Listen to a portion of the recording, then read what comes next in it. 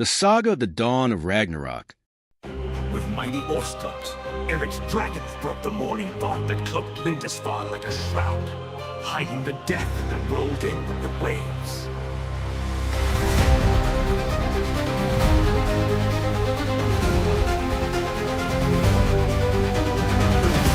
The monks prayed peacefully in their chapel on the Holy Island, unaware of the cruel doom that was to come upon them. So the Norsemen landed, storming like hungry wolves at the sight of the unprotected land. But they found not warriors, only defenseless men.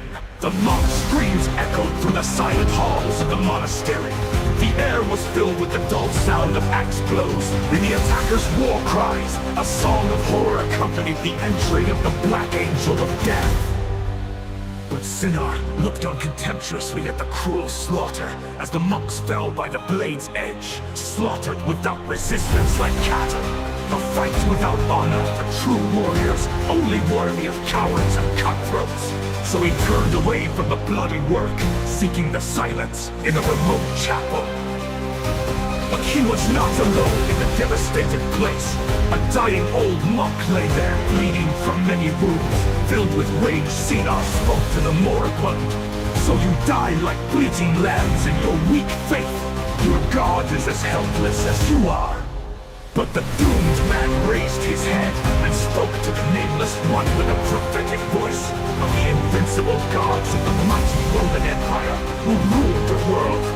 How the despised Christians sacrificed their lives for their faith and grew stronger with each martyr.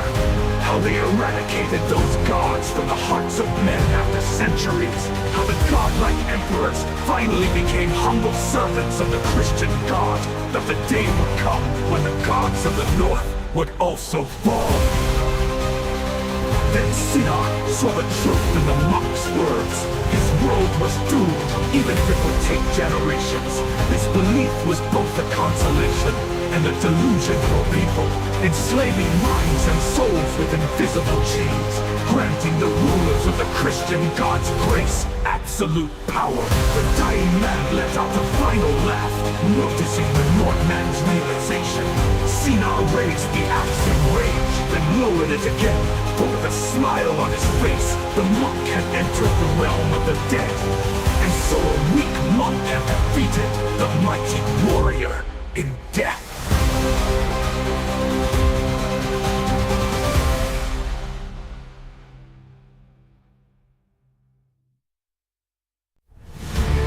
And when treasures of the Vikings returned to their dragon-adored camps, even behind blood-soaked ruins, a beacon of a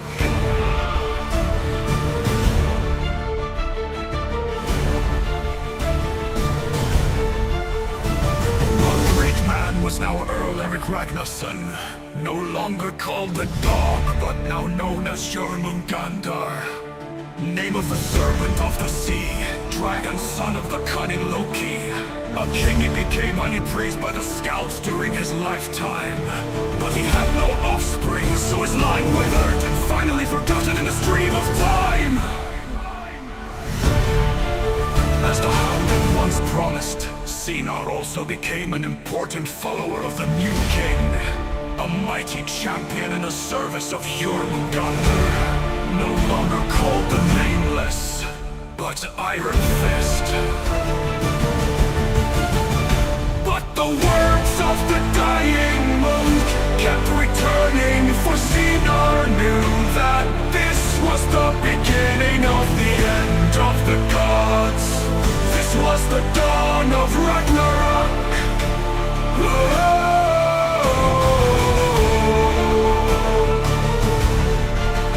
Okej, Monty komma.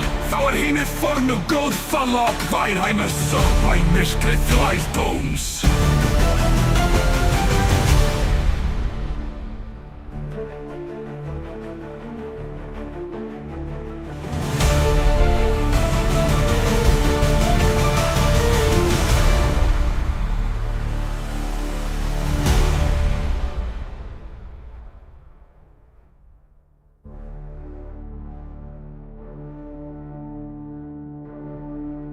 Okej, Monty komma. Þá hinir fornu góð falla og Varihæmur sökkva í myrkrið þrældóms.